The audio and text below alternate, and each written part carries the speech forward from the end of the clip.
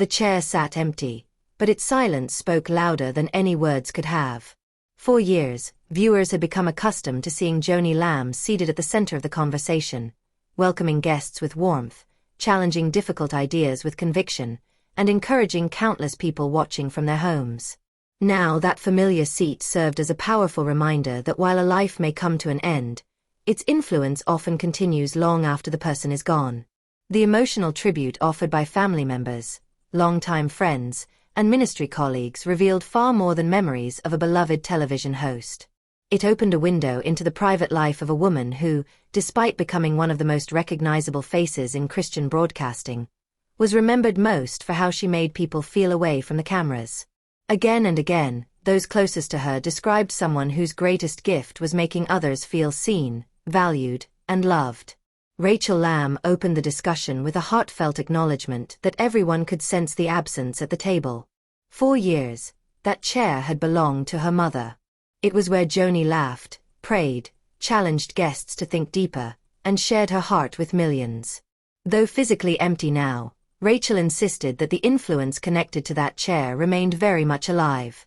It was an emotional beginning that immediately shifted the conversation away from mourning a public figure and towards celebrating a deeply personal legacy.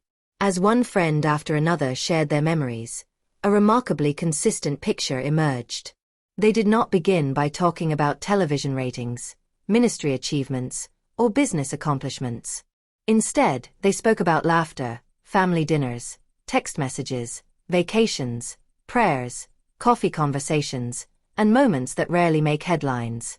Their stories painted the portrait of a woman who considered relationships to be the true measure of success. April reflected on Joni's extraordinary ability to make people feel genuinely cared for.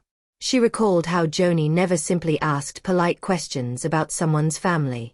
She remembered children's names, celebrated milestones, and treated grandchildren with the same affection she showed longtime friends.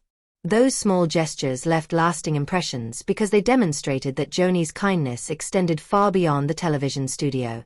She also remembered the lighter side of Joni's personality, something viewers occasionally caught glimpses of but perhaps never fully appreciated. Whether it was taking elevator selfies during ministry trips or encouraging everyone around her to enjoy dessert, Joni seemed to understand that joy itself was an important part of ministry. The laughter shared behind the scenes became just as meaningful as the conversations broadcast to audiences around the world. One memory especially stood out. April recalled Joni's fascination with heaven. Over the years, she had conducted numerous interviews with individuals who claimed to have experienced near-death encounters or visions of eternity. According to April, Joni never grew tired of asking questions. She wanted every detail. She wanted to understand what people had seen, heard, and experienced. Looking back after her passing, those conversations carried an entirely different emotional weight. The woman who had spent years asking others about heaven was now believed by those around her to be experiencing it herself. That conviction became a recurring theme throughout the tribute. Grief was certainly present, but it was consistently balanced by hope rooted in faith. Those gathered around the table spoke openly about missing Joni while simultaneously expressing confidence that death had not been the end of her story. Anna offered another perspective by reflecting on decades of friendship and ministry partnership. She explained that Joni had been one of the earliest supporters of the Love Languages ministry and had referred countless individuals for counseling over the years. To Anna, those referrals represented something deeply significant. They demonstrated trust. Joni believed that people deserved practical help alongside spiritual encouragement. Anna also emphasized Joni's extraordinary ability to make everyone feel like family. Whether someone had known her for decades or had only recently joined the ministry, they often walked away feeling personally connected. According to Anna, that wasn't something manufactured for television. It reflected who Joni truly was. She shared a quote attributed to John Wesley, who reportedly told those around him before his death not to believe the newspapers when they announced he was gone because he would actually be more alive than ever before. Anna believed the same could now be said of Joni. While her earthly ministry had ended, her eternal life had only just begun. Dorothy reflected on one of the most meaningful experiences she shared with Joni, A long walk during which virtually every subject imaginable surfaced. Politics, race, faith, family, and personal struggles all became part of an honest conversation in which nothing was considered off-limits. Dorothy described Joni as someone genuinely curious about people. She wanted to understand different perspectives rather than simply defend her own. That curiosity, according to Dorothy, reflected one of Joni's greatest strengths.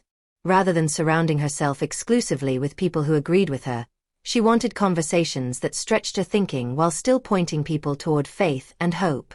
Dorothy also remembered perhaps the defining characteristic of Joni's ministry. More than anything else, she wanted people to know Jesus Christ. Every discussion, regardless of how difficult or controversial, ultimately returned to that central purpose. Whether talking about relationships, cultural issues, or personal struggles, she never lost sight of what she believed mattered most. Rebecca Lamb acknowledged the emotional difficulty of sitting at the table without her mother. She admitted that nothing would ever feel quite the same again. While ministries often continue after losing influential leaders, she recognized that certain relationships simply cannot be replaced. Her words reflected the unique challenge facing ministries built around deeply personal connections. Audiences may appreciate programs, but they often develop lasting trust in people. When those people are no longer present, the emotional atmosphere inevitably changes. Kendra shared perhaps one of the most revealing stories about Joni's leadership. Arriving at the ministry as a young woman in her early 20s, she watched Joni closely and learned lessons that would shape the rest of her life. According to Kendra, Joni repeatedly encouraged her to step into opportunities she never believed she was capable of handling. She remembered being told never to give up on people because everyone deserved another chance. She recalled Joni's insistence that forgiveness should happen quickly rather than allowing bitterness to take root. She learned that obedience should be immediate rather than delayed. Those lessons extended beyond simple advice. Kendra admitted she likely would never have stepped into public ministry had Joni not continually reminded her that God could use her. That pattern appeared repeatedly throughout the conversation. Nearly everyone spoke about moments when Joni recognized potential before they recognized it themselves. She seemed determined to help others discover gifts they had overlooked. Kendra also described Joni as someone who viewed worship as a powerful response to life's most difficult moments. During particularly challenging seasons, they would prepare to sing together and quietly remind each other that they were going to war through worship. Rather than allowing hardship to dictate their outlook, they believed worship shifted spiritual battles in ways circumstances alone could not. The testimonies suggested that this was more than simply a ministry philosophy. It was how Joni personally navigated adversity throughout her own life. Perhaps the most emotional memories came from Cindy, a friend whose relationship with Joni stretched back more than 4 decades. Through tears, she struggled to imagine life without someone who had become part of nearly every major season she could remember. She laughed while recalling their morning coconut coffee tradition. Whenever Joni wanted to visit, she would send a simple text asking if coffee was possible the next morning. Those conversations became opportunities to solve the world's problems, encourage one another, and simply enjoy friendship. Cindy described Joni as fiercely protective. If someone had hurt one of her friends, she immediately wanted to defend them. She called her a mama bear, explaining that Joni naturally gathered people together, creating friendships that eventually felt more like family than ministry colleagues. That ability to build genuine community appeared throughout nearly every testimony. The women consistently referred to themselves as sisters rather than co-workers. The relationships formed around the table extended well beyond scheduled television tapings. Joni, they said, intentionally created space where women could support one another through life's victories and disappointments alike. Another Cindy reflected on how reluctant she had initially been to join the program. She believed she lacked the experience and qualifications necessary for television ministry. Joni quickly challenged those insecurities. Rather than focusing on academic credentials or polished communication skills, she reminded her friend that everyone has a story worth telling.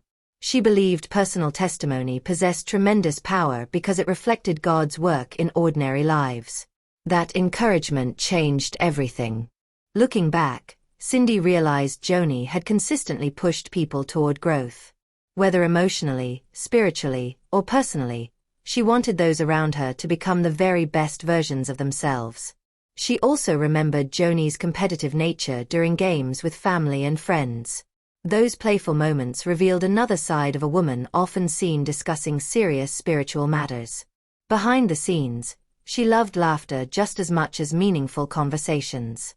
Throughout the tribute, one theme surfaced repeatedly above every other. Joni loved people without reservation. Her friends described someone who invested time, listened carefully, remembered details, defended others fiercely, forgave quickly, encouraged constantly, and celebrated even the smallest victories. She did not reserve kindness only for influential leaders or well-known guests. The stories shared around the table suggested she treated everyone with the same level of care. That consistency may ultimately explain why her passing produced such an emotional response. Public influence alone rarely creates this kind of grief. Genuine relationships do. For decades, Joni Lamb occupied a unique place within Christian broadcasting. As co-founder of Daystar Television Network alongside her late husband Marcus Lamb, she helped shape one of the world's largest Christian media organizations. Yet those closest to her seemed remarkably uninterested in discussing institutional accomplishments. Instead, they remembered phone calls. They remembered prayers. They remembered vacations, beach walks, coffee mornings, worship rehearsals, family celebrations, difficult conversations, and countless moments of encouragement. Those ordinary memories became the true measure of her legacy. The empty chair at the table symbolized far more than the loss of a television personality. It represented the absence of someone who had woven herself into the lives of countless individuals over decades of friendship and ministry. Yet even as tears flowed freely, there was also unmistakable determination. Rachel and Rebecca were repeatedly encouraged to carry forward what their mother had begun. Friends expressed confidence that the values Joni had invested in them would continue shaping future generations. Perhaps that is how influence truly survives. Not simply through archived broadcasts or organizational structures, but through people whose lives have been permanently changed. The conversations around the table revealed that Joni's greatest legacy may never have been the programs she hosted or the network she helped build. Instead, it was the confidence she placed in others, the compassion she extended to hurting people, and the unwavering belief that everyone deserved another opportunity to experience God's love. The chair may remain empty, but the stories shared around it made one thing abundantly clear. The lessons, encouragement, friendships, and faith that Joni Lamb poured into so many lives continue to echo through the people she left behind. While her voice may no longer be heard at the table, the countless lives she touched ensure that her influence will continue to be felt for many years to come.